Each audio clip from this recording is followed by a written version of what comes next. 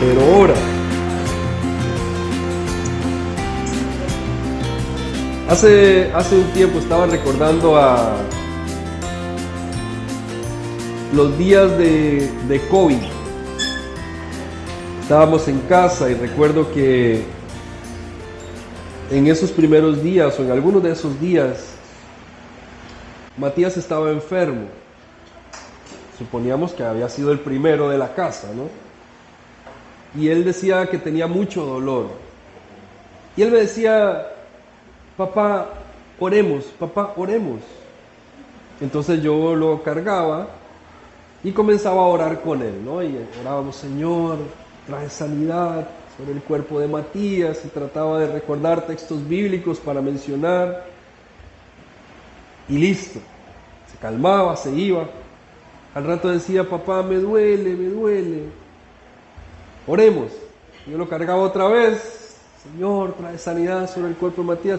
Y eso se repitió varias veces, y de pronto me pregunté: si Matías me pregunta por qué Dios no me sana, no sé qué le voy a contestar. Porque hemos estado orando y orando, y él escucha que estoy orando por él, pero Dios no lo sana. Los dolores siguen ahí. ¿Es la oración inútil? Es un concepto fuerte, ¿no? Y no quiero decir algo que no es, pero quiero mostrar este lado. Una serie de científicos intentaron comprobar si la gente que oraba tenía alguna diferencia en sus vidas. Y de esto hay muchas investigaciones, pero hay una muy particular en la que los científicos no encontraron ningún cambio significativo entre las personas que oraban y los que no. Hay otras investigaciones que dicen lo contrario, pero en esta particular, ellos estudiaron a unos monjes y estudiaron sus vidas y dijeron: bueno, ellos no vivieron más que los demás, no dejaron de enfermarse a diferencia de los demás.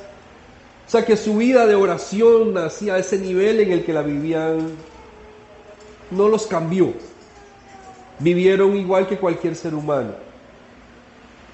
Entonces nos preguntamos: ¿será que Dios no contesta todas las oraciones, o que la oración no tiene realmente un efecto? Póngase el caso de... En días anteriores estaba viendo la final de fútbol de mi país, y mi equipo estaba jugando, y yo estaba orando: Señor, que ganemos por fin ya. Tenemos mucho sin ganar el campeonato.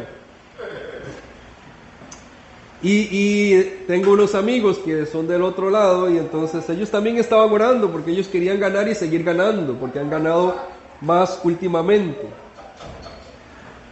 Pero yo estaba después analizando mi oración, y yo dije: algo en mi oración tuvo que haber sido mejor que la de ellos, porque me contestó a mí y no les contestó a ellos. Ganamos nosotros. Mi oración fue más eficaz que la de ellos. O a lo mejor somos más los liguistas que los sapricistas. O a lo mejor Dios es liguista igual que yo, por eso apoyó a nuestro equipo y ganamos. Pensaba en los cristianos de Rusia, orando para que Dios defienda a su nación y gane la guerra. Y asimismo los cristianos de Ucrania, orando para que Dios los defienda y saque bandera por ellos y gane la guerra. Y me preguntaba: ¿cuál de los dos bandos Dios va a apoyar? Pensaba en los judíos orando para que Dios los defendiera de todos sus enemigos y les diera la victoria en todo lo que están haciendo, en este despliegue de armamento. Pero pensaba en los palestinos y decía: bueno, ¿y si algunos están orando a Dios también? ¿Dios los escuchará? ¿O será porque unos son judíos Dios los escucha, y los que no son judíos Dios no los va a escuchar? Entonces Dios se va a ir del bando de los judíos porque Dios es judío. Empezamos a entrar en crisis con la oración, ¿verdad? ¿Cuál es el factor determinante para que Dios escuche una oración? ¿Será que tenemos que seguir una fórmula Y si tenemos esto y cumplimos esos requisitos, Dios hace lo que nosotros estamos orando. Tal vez a usted le ha pasado como a mí. Yo no soy el mejor, no diría que soy el más indicado para hablar de oraciones contestadas. Tengo muchas oraciones que Dios no me ha contestado. No sé si usted a lo mejor tiene más oraciones en un balance, tiene más oraciones contestadas que no contestadas.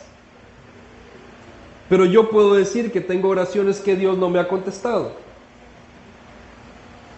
Entonces parece irónico que les vaya a hablar de la oración cuando Dios no me ha contestado oraciones. Y quiero convencerlo a usted de que ore, pero a la misma vez, si usted me pregunta, a veces no me ha contestado. Como en los días de COVID, ¿no? Cuando les cuento que Matías no se sanaba, le dolía, pasó días con dolor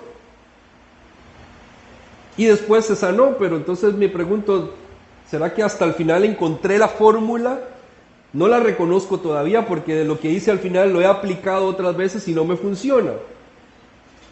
Las últimas palabras que usé con Matías el día que ya después de ahí se sanó, las volví a aplicar desde el principio la próxima vez, pero no pasó nada. Y me pregunto, ¿será que Dios no escucha? ¿No le interesa lo que le digo? ¿O sí se interesa, pero realmente ignora? ¿Cómo maneja usted sus oraciones no contestadas? ¿Cómo lidia con estos pensamientos de estoy orando y Dios no me contesta? Pero la Biblia dice que hay que orar sin cesar y que la fe del justo puede mucho y que si nosotros le decimos a esa montaña, quítate de ahí, échate al mar, la montaña se va a quitar de ahí, se va a echar en el mar porque todo es posible con fe. Entonces digo, ¿cómo puedo tener fe para orar si mis oraciones, algunas de ellas, no se han contestado? Tal vez usted se ha enfrentado a una enfermedad y ha orado para que Dios le sane y Dios no le ha sanado. Y tiene 5 años, 6 años, 7 años y sigue orando y viene al culto y pide oración y ora, y entonces como no se sana le traemos a un sanador extranjero que le ponga las manos, y a lo mejor es porque el rango pastoral no tiene suficiente poder, entonces le traemos a un profeta, a un apóstol para que le ore y le sane. Nosotros tenemos nuestro propio profeta aquí, apóstol, pero resulta ser que tampoco lo sana el Señor. Y nos quedamos preguntándonos, bueno, entonces, ¿dónde está el problema? ¿Está en la persona? ¿Será que la persona no tiene fe? ¿Será que la persona duda? ¿O será que el que está orando por esa persona no tiene suficiente fe? Qué dilema con la oración no contestada. Asimismo, podemos encontrar otros casos. Cientos de personas que han orado por alguna situación y Dios les ha contestado. A veces he orado también por algunas cosas que han pasado. Digo, wow, la oración tiene poder. Y he visto personas sanarse por la oración. Todavía no me ha tocado ver ningún muerto resucitando, pero si me tocara diría, wow, el poder de la oración.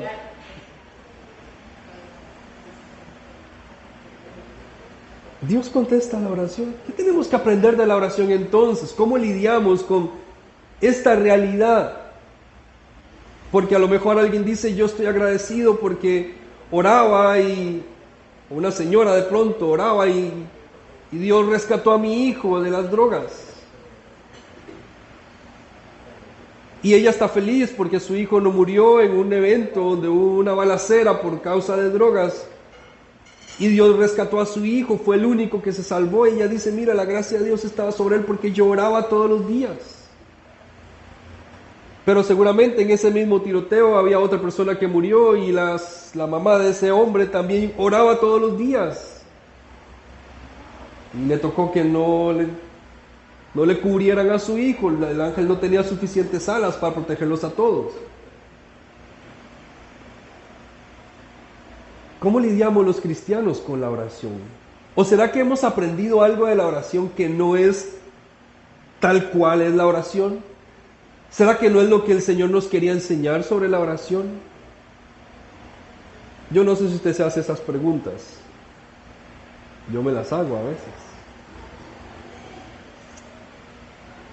Yo creo que la oración es uno de esos aspectos en los que Dios nos tiene que vaciar a nosotros de nuestros propios conceptos para que podamos ser llenos de su Espíritu y podamos orar en el Espíritu. Porque de eso hemos estado hablando en esta serie. No podemos ser llenos del Espíritu si estamos llenos de nosotros mismos. No podemos ser llenos del Espíritu si no nos hemos vaciado de nosotros mismos. Los discípulos están atravesando el Pentecostés, o sea, están llegando al Pentecostés. Son 50 días desde la Pascua cuando Jesús es crucificado. Y Él resucita. Ya vimos lo que pasó en esos eventos. Y entonces les dice, vayan al aposento alto y allá el Espíritu Santo va a venir sobre ustedes. Y lo que pasa en ese trayecto es transformador para ellos y debe ser transformador para nosotros. Hemos usado un mapa en este recorrido para ilustrar lo que ha significado este proceso en la vida de los discípulos. Primero son sometidos al valle de las expectativas que no se cumplen. Tienen que ser vaciados de sus expectativas para poder ser llenos de la verdad, porque a lo mejor tienen impresiones acerca de Dios que no son las correctas. Creen en un Dios judío y Dios les tiene que enseñar a un Dios eterno que no tiene un apellido. No le voy a entrar en detalles, usted puede ir a escuchar el mensaje que está en YouTube. Pero ese fue el primer mensaje. En ese valle nos encontramos con el Dios verdadero. Y después tenemos que pasar al lago de las despedidas, donde se muere el pasado. Tenemos que soltar aquello que nos ha hecho bien, que nos ha cobijado, para poder dar paso hacia lo incierto, hacia lo que no conocemos. Y no podemos tomar lo nuevo si seguimos aferrados a lo viejo.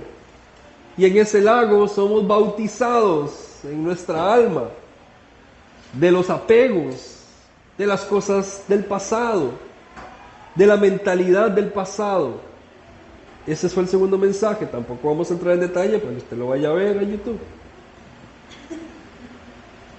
Y entonces llegamos ahora a esta montaña, que es la montaña de las oraciones no respondidas. Porque se nos ha enseñado que tenemos que orar. Pero podemos ser llenos del Espíritu cuando aprendamos a orar. Porque si yo solamente estoy orando bajo mis criterios de oración, no estoy permitiendo que sea el Espíritu Santo en mí, sino estoy haciéndome yo el que tome el control. Mi papá suele decir, todavía lo dice, lo he escuchado muchas veces de sus labios, un cristiano, decía él, dice, un cristiano que no ora está en crisis. Lo repite todo el tiempo, un cristiano que no ora está en crisis. Mi papá es un hombre de oración, yo puedo dar fe de eso, crecí viendo a mi papá orar. Sigue siendo un hombre que ora constantemente. Y yo creí que un cristiano que no ora está mal. Crecí viéndolo a él orar. A orar por todo.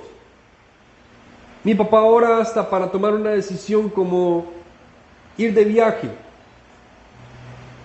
Él no toma las decisiones bajo criterio simplemente de análisis de fechas y se acabó. Él dice, sí puedo, pero déjeme orar primero. A ver qué quiere el Señor. A ver, nosotros no oramos ni por eso, ¿no? No oramos por las decisiones más simples. Bueno, mi papá ora por las decisiones más simples. Se va a comprar una camisa. Ora por eso. Ora por todos los alimentos. Ya no oramos ni por los alimentos. Él ora, hasta reprende cuando ora y todo lo demás en medio de los alimentos, ¿no? Deja claro que todo está sin contaminación. Todo espíritu de gluten se va. Todo espíritu de grasa se va. Nada de eso. Es una oración eficaz. Poderosísimo eso, ¿no? Está comiéndose aquella pizza así, le baja la grasa aquí, todo fuera toda grasa, dice.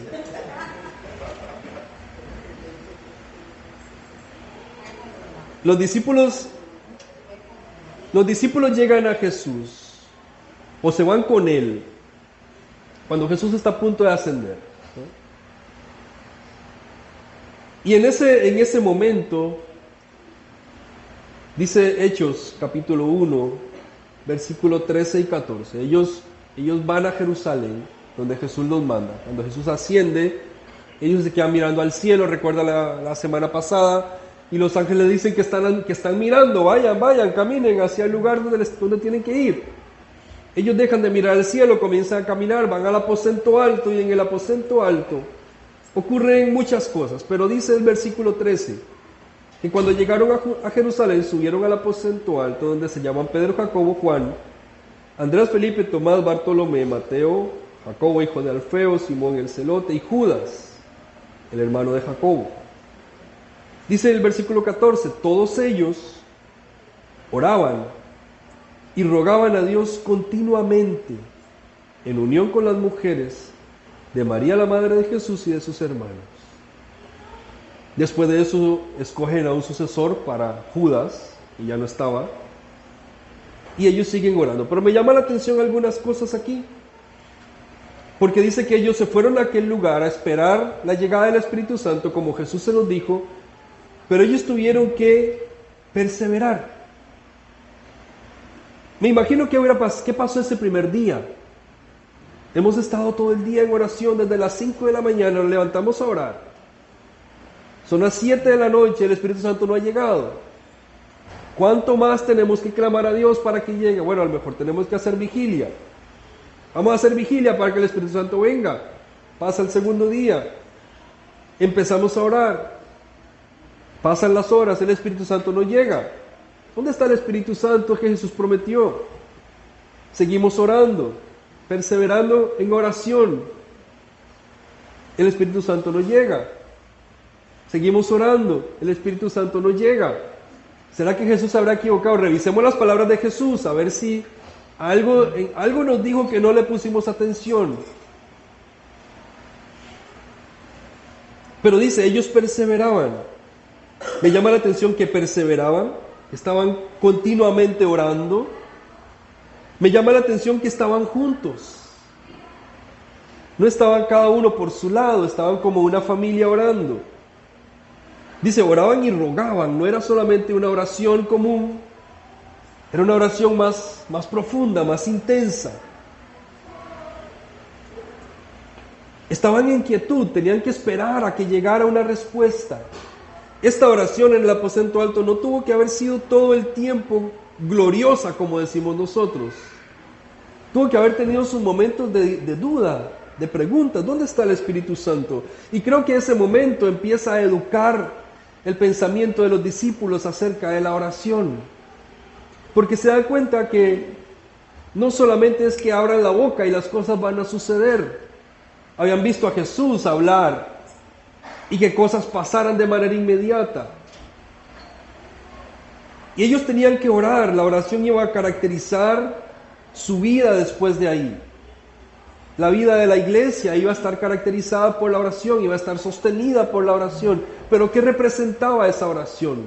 El poder del ser humano para controlar el ambiente natural a discreción propia. O iba a representar otra cosa. Yo creo que nuestras oraciones tienen que ser sometidas a presión, tienen que ser educadas. Nuestra vida de oración tiene que ser educada porque nos hemos quedado con un pedacito de la historia, pero no con la otra. Nos quedamos con la parte donde Jesús dice, oren para que reciban todo lo que pidan, en mi nombre lo van a recibir. Pero sabe, usted no puede leer la Biblia de manera parcial para entender, tiene que leer completamente, tiene que tener un panorama más amplio, una parte compacta a la otra. ¿Y sabe que a Jesús tampoco se le contestó una oración? ¿Se acuerda cuando estaba en Getsemaní orando y dijo, Señor, ¿hay alguna posibilidad de que cambiemos el negocio aquí? ¿Que lo hagamos de otra manera? Y la respuesta no fue contestada conforme a ese momento. Él mismo vino y dijo, bueno, pues que no se haga mi voluntad. O sea, su voluntad era otra. Que se haga la tuya. Su propia oración, el que dijo que el que pedía en su nombre iba a recibir un milagro, no estaba recibiendo lo que en su voluntad quería. Entonces, cuando empezamos a leer esta otra parte, la otra cara de la moneda, empezamos a entender que la oración no solamente es decir algo por decirlo y no solamente es una voluntad propia. Aquí estamos accediendo a un contacto con el cielo, a un contacto sobrenatural, donde yo no soy el que tiene el control. Y un problema de nuestras oraciones es que creemos que es como tener control, como tener poder, como decir yo soy el que manda aquí, ¿no? Y usted escuchó no sé si lo escuchó, pero yo lo escuché a alguna gente por ahí orando en algún momento, reprendiendo al COVID. Y ahora, no digo que no había que orar en contra, yo oré en contra del COVID. Pero tenía que pasar el proceso. El que orara contra eso no evitaba que estuviera pasando. Yo quise pensar en qué bonito sería, ¿no? Haberme elevado en las alturas y ver el virus y sacarlo y el poder así como uno se imagina, los Saiyajin y toda esta cosa. Pero no funciona la oración de esa manera. No ese es el tipo de poder que tiene la oración. Características de nuestra oración o nuestro pensamiento y mentalidad acerca de la oración que tiene que cambiar. Número 1, la impaciencia. Nuestra oración está muy caracterizada por la impaciencia. Vivimos en un mundo súper acelerado. Ahora 5 segundos de espera es exceso. Si usted abre una página que le dijeron, mire, métase aquí y busque tal información, usted se mete, cuando van 3 segundos se empieza a poner ansioso. Usted dice, no, esta página no sirve, pasa a la otra. No sabemos esperar, somos impacientes. Vivimos en un mundo tan acelerado que tenemos plagada nuestra oración de impaciencia. Queremos orar y que pasen cosas inmediatamente. Pero sabe, la oración hace que nos detengamos. Si algo hace la oración es que lo frena a usted. Lo hace detenerse y decir, voy a tener que orar. Voy a tener que buscar a Dios. Cuando nos está yendo mal en la vida, que decimos voy a tener que ponerme a cuentas con el jefe. ¿Qué hace? Nos detenemos. Y decimos, bueno, Señor, ¿será que esto me falta hacerlo porque por eso me está yendo mal? La oración nos obliga a detenernos. En este mundo acelerado tenemos que detenernos. La oración nunca se va a someter a la impaciencia del ser humano. Porque cuando usted ora, no le ora a otra persona, le ora al Rey de los siglos, al Señor de señores, al Dios eterno. Y Él no se somete a su voluntad. Al contrario, en la oración nosotros nos sometemos a su voluntad. Entonces nuestra impaciencia no altera a Dios. ¿A usted le ha tocado lidiar con gente impaciente? ¿Sí? Están ahí, Espérate, le digo a Benjamín, cálmate, hombre. Impaciencia, todo lo quiere ya. Espérate.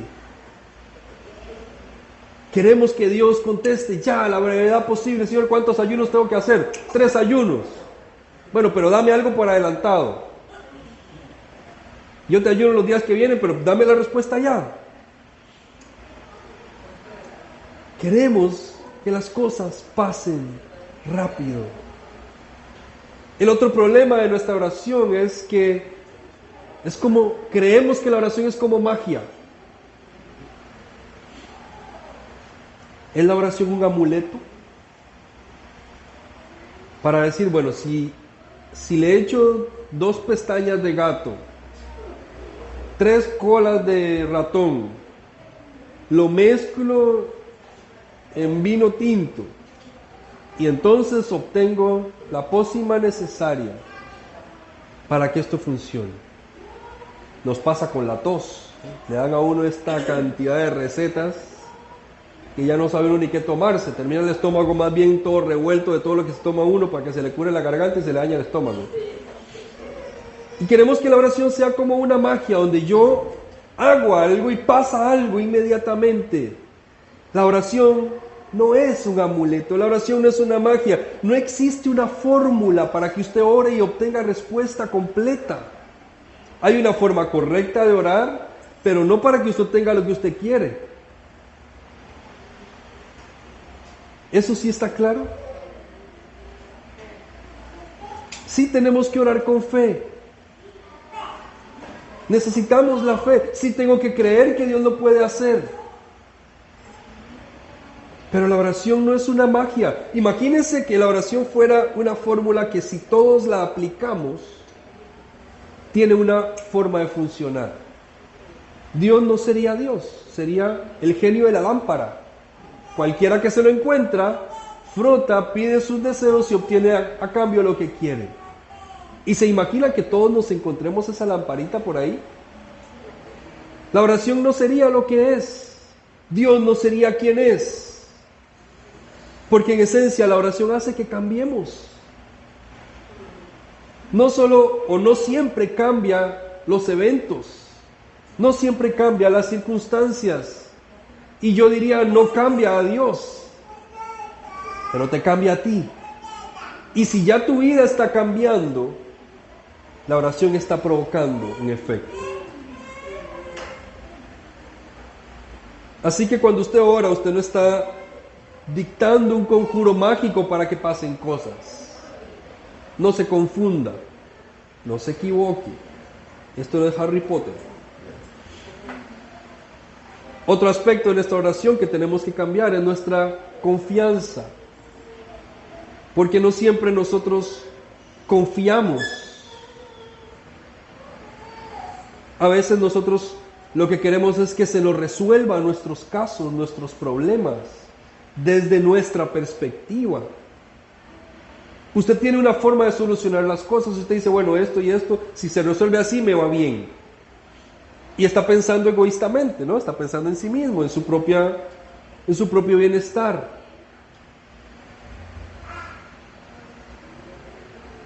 Pero Dios no piensa solamente en su bienestar.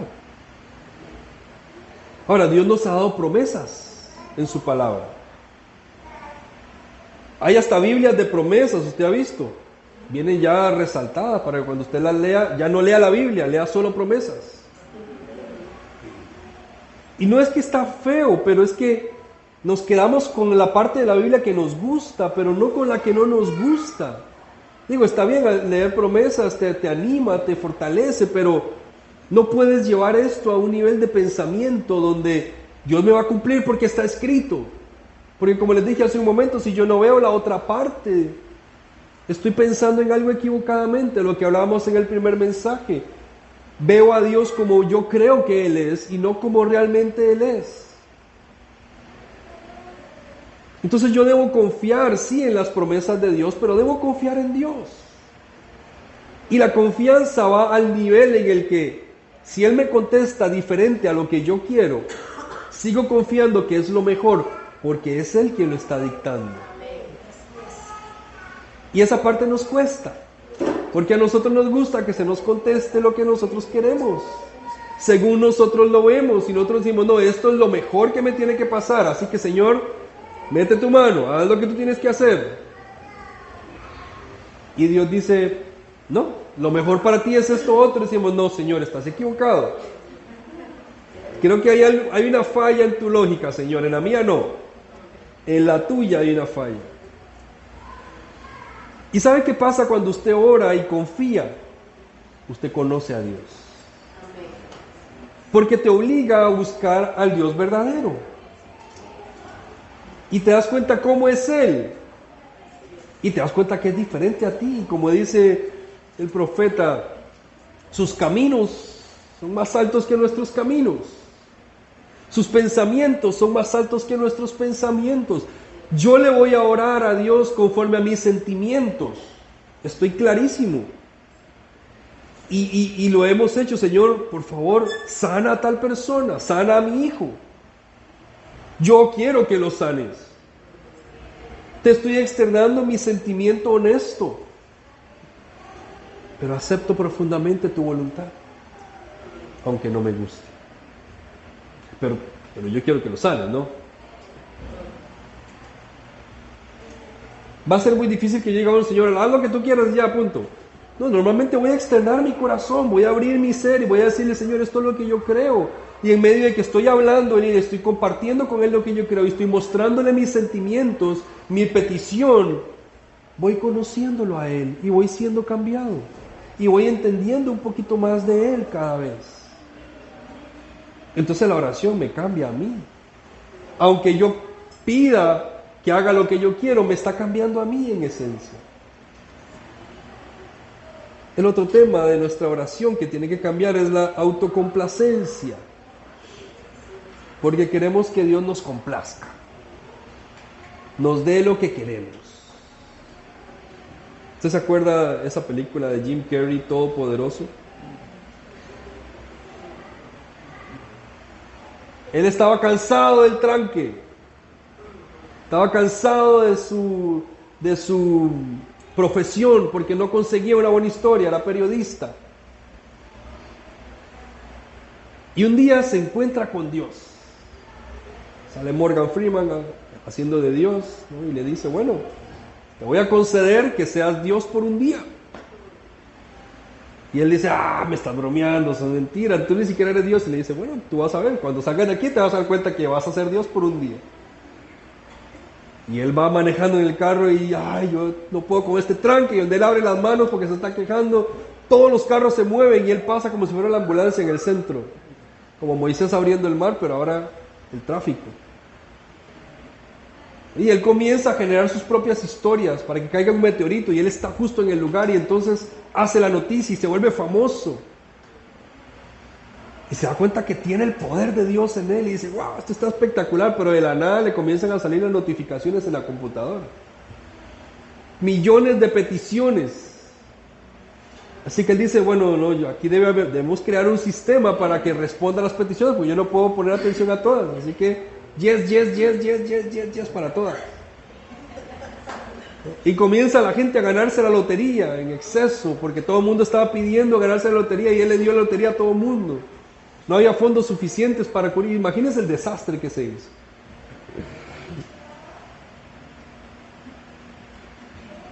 Imagínense que Dios nos complaciera a todos con lo que pedimos. A todos. Para no serlo tan exagerado, los que estamos aquí. Que Dios nos complaciera a todos con nuestras peticiones. En este momento, algunas de nuestras peticiones chocarían.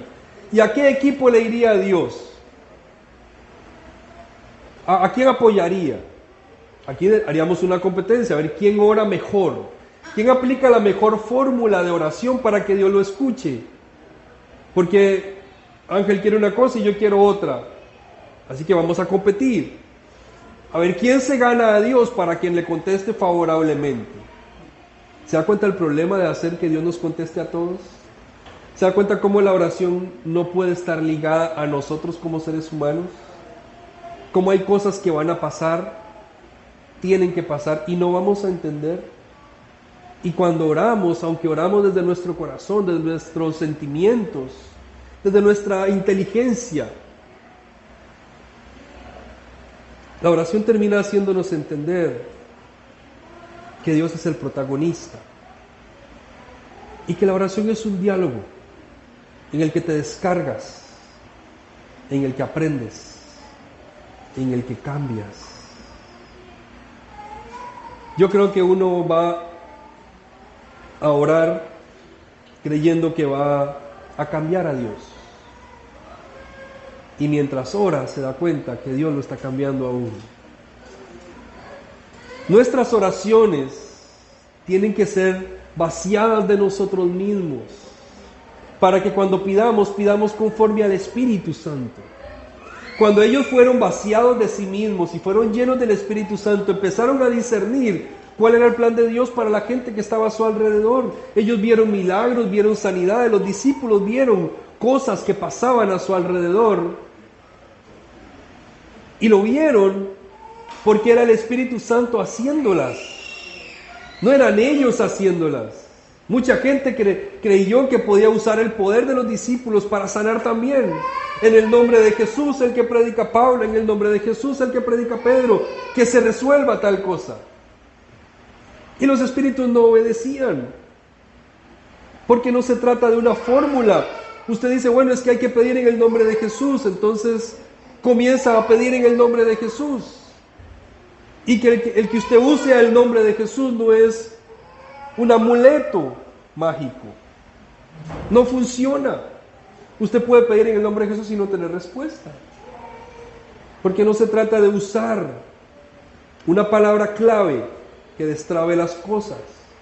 No es una contraseña que usted mete en la computadora y le da como resultado lo que usted quiere. La oración es un diálogo.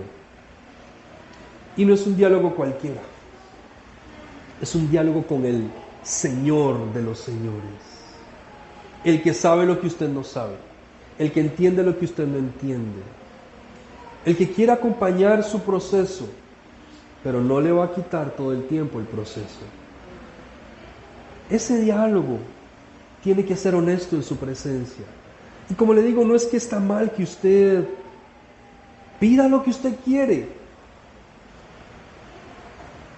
Pero recuerde, mientras usted pide, Dios está cambiándole. Y se va a dar cuenta que su oración cada vez se vuelve un poco más real, más honesta, más completa. Pida para que reciba. Pero confíe, porque la oración no se trata de que usted solamente diga lo que usted cree, o lo que usted piensa, o lo que usted quiere, sino que usted confíe en la voluntad de Dios. Cuando usted ha puesto su vida en las manos de Dios, créame que lo mejor es lo que le va a pasar.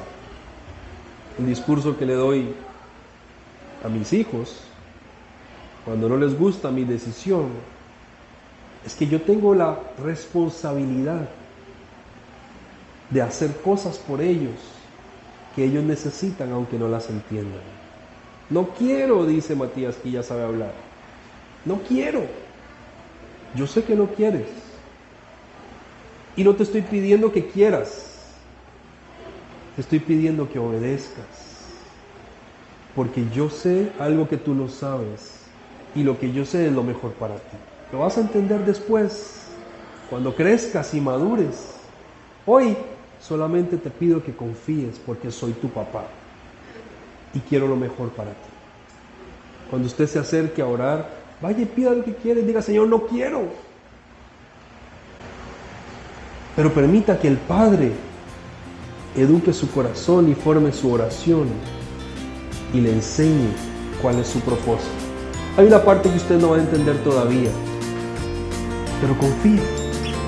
Orar es confiar.